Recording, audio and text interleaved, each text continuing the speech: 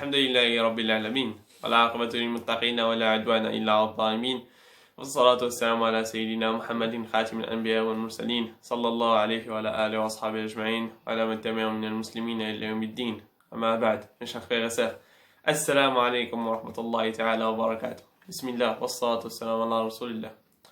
Quand Allah subhanahu wa ta'ala a révélé à la mère de Moussa de mettre son bébé dans un panier et de mettre le panier dans le fleuve du Nil, elle eut très peur et elle est devenue triste. Alors Allah Azza wa Jal lui dira de ne pas avoir peur, de ne pas être triste, et il lui promet de lui rendre son enfant très bientôt.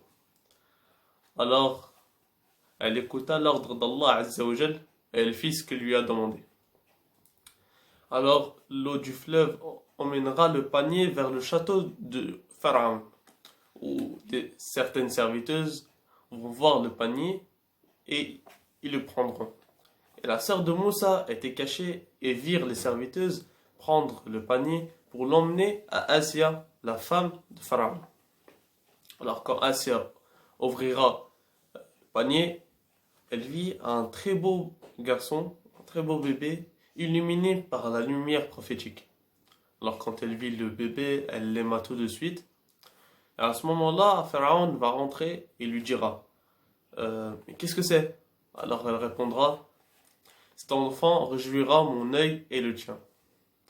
Alors Pharaon répondra, pour toi oui, mais pour moi non, et il ne me servira à rien. Alors elle dira, ne le tuez pas, peut-être qu'il nous sera utile, ou qu'on pourra l'adopter, ou qu'il devienne notre enfant, comme il est venu dans le Coran. Bismillahirrahmanirrahim. Les gens de Pharaon le recueillirent pour qu'il leur soit un ennemi et une source d'affliction. Pharaon, Haman et leurs soldats étaient fautifs. Et la femme de Pharaon dit, cet enfant réjouira mon œil et le tien, ne le tuez pas. Il pourrait nous être utile, ou le prendrons-nous comme enfant? Et il ne pressait rien. Sadaqallah al-Azim. À la fin, Pharaon va accepter de prendre ce bébé-là comme son enfant, car il n'avait pas d'enfant. Alors Asia va prendre Moussa et l'emmènera dans sa chambre où elle lui changera ses vêtements et va le préparer à dormir. Asia va lui préparer beaucoup de nourrices présentes dans le château, sauf que Moussa ne voulait aucune. Alors ils ont commencé à chercher en dehors du château, mais sans vain.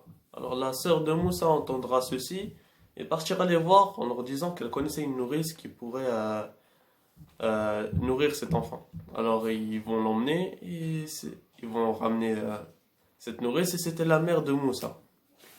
À ce moment-là, le bébé va immédiatement commencer à boire, comme il est venu dans le Coran. Bismillahirrahmanirrahim. Elle dit à sa sœur, suis-le. Elle l'aperçut alors de loin sans qu'il s'en rende compte.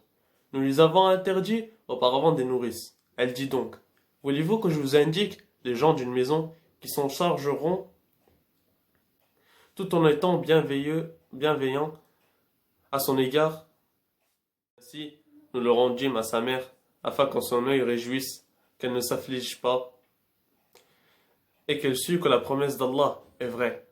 Mais la plupart d'entre eux ne le savent pas. Sadaqallahu adim.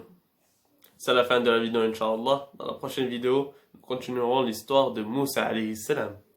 اللهم اهدنا واهد بنا واجعلنا سببا لمن اهتدى وصل الله وسلم على سيدنا محمد وعلى اله واصحابه اجمعين واخر دعوانا الحمد لله رب العالمين.